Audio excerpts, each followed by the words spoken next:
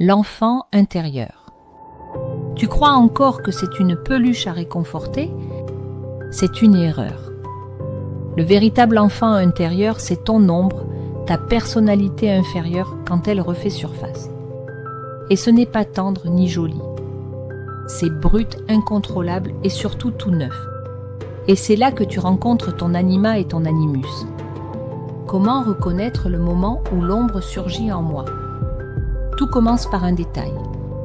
Une situation banale. D'habitude, tu gères, mais soudain, tu n'y arrives plus. Ça t'obsède, ça t'écrase. Pourquoi? Parce que ce qui remonte n'a jamais été vécu. Refoulé si vite qu'il n'a jamais eu de forme consciente. Alors ça revient frais, comme un enfant, sans mots, sans filtre. Ça crie, ça déborde, ça exagère. Voilà ton enfant intérieur, ce n'est pas un type mignon mais une crise. Et le lien l'anima et l'animus? L'ombre de l'enfant intérieur, c'est la scène où apparaissent l'anima et l'animus. L'anima et l'animus sont des fonctions constitutives de la psyché humaine, comme des organes psychiques. Ils ne devraient ne pas avoir de caractère personnel. Mais quand ils portent un contenu trop lourd, ils gonflent et ils prennent un visage et une volonté propre. C'est ce que Jung appelait la personnification.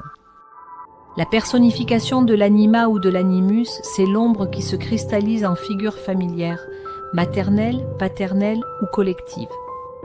Imagine un gros poisson de l'inconscient collectif qui surgit dans l'inconscient personnel. Ton animus ou ton anima l'avale.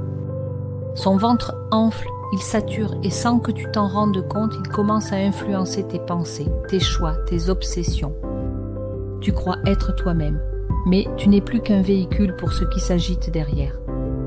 Voilà pourquoi on prend des décisions absurdes. Voilà pourquoi on se trompe de chemin. C'est la mécanique même de l'inconscient. L'ombre, l'anima et l'animus s'unissent pour faire surgir ce que ta conscience n'a jamais su ou pu accueillir, pour remonter ce qui n'a jamais eu de place dans ta conscience. Pourquoi explorer l'ombre? Parce que c'est là que réside ta créativité, ton potentiel. La nouveauté ne naît jamais de la personnalité supérieure, du déjà connu. Elle jaillit toujours du bas, du petit, de l'invisible, parce que la vie se renouvelle depuis ce qui est caché. Alors oublie la peluche.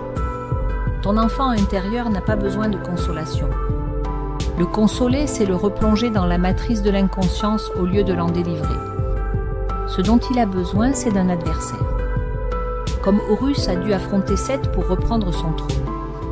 Sans Seth, Horus serait resté un enfant fragile, incapable de régner. C'est l'adversaire qui fait grandir sa puissance. De même, notre enfant intérieur se consolide dans ce qui lui résiste, dans la lutte contre nos propres démons. Jung l'a dit, si le fils est fort et rempli de son diable, il pourra résister. L'enfant intérieur n'est pas à cajoler, mais à armer.